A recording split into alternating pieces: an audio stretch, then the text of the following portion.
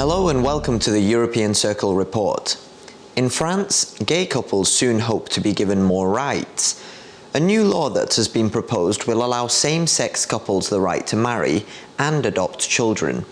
In some areas of the country, the bill on gay marriage is facing heavy resistance. Last weekend, hundreds of thousands of people gathered in France's biggest cities in order to make their views on the law very clear. According to organizers, in Paris, over 200,000 traditional marriage supporters participated in the protests.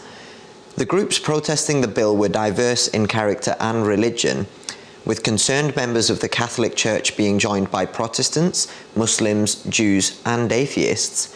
In both Toulouse and Lyon, police resorted to the use of tear gas against protesters as scuffles broke out. Numerous arrests were also made. France's population seems divided on the issue.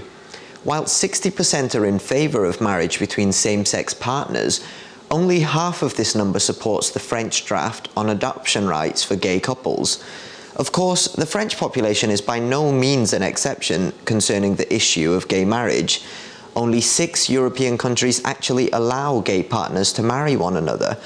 And with regard to adoption rights, gay couples hoping to adopt would have been heavily disheartened by the provocative and angry messages that were waved around by protesters. The organisers of last weekend's demonstrations have promised renewed protests against the government's plans, which will take place in January 2013. And it's in this month that the National Assembly will consider the draft laws on same-sex marriage and adoption rights for gay couples. Considering the fact that the left-wing parties currently hold a majority in the Assembly, the laws look as if they might come to fruition in the turn of the new year. For supporters of the bill, this right to a marriage for all highlights the development and progressiveness of French society. This bill would have come as no surprise to those that followed French President François Hollande's election campaign.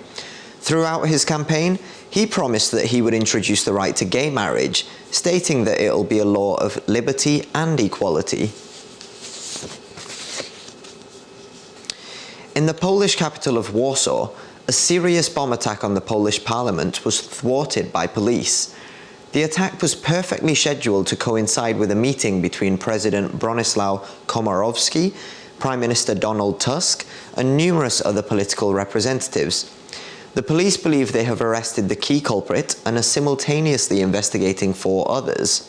The suspect is a Polish researcher employed at the University of Agriculture in Krakow. Police insist he has access to chemistry laboratories and that he was also in illegal possession of explosive materials, munitions, and guns, whilst fake vehicle license plates and bulletproof vests were also found at his apartment. Whilst he doesn't formally belong to any group, his actions are said to be motivated by nationalistic, anti-Semitic, and xenophobic sentiments. According to the authorities, the suspect intended to put 4 tons of explosives in a car and detonate them outside the Parliament building in the heart of Warsaw. His attack would coincide with a high-profile meeting between the President, Prime Minister, and cabinet members, as well as members of the 460-seat lower chamber. He is also said to have been inspired by Norwegian mass murderer Anders Breivik and the Oklahoma bomber Timothy McVeigh. That was the European Circle Report for this week. Until next time, goodbye.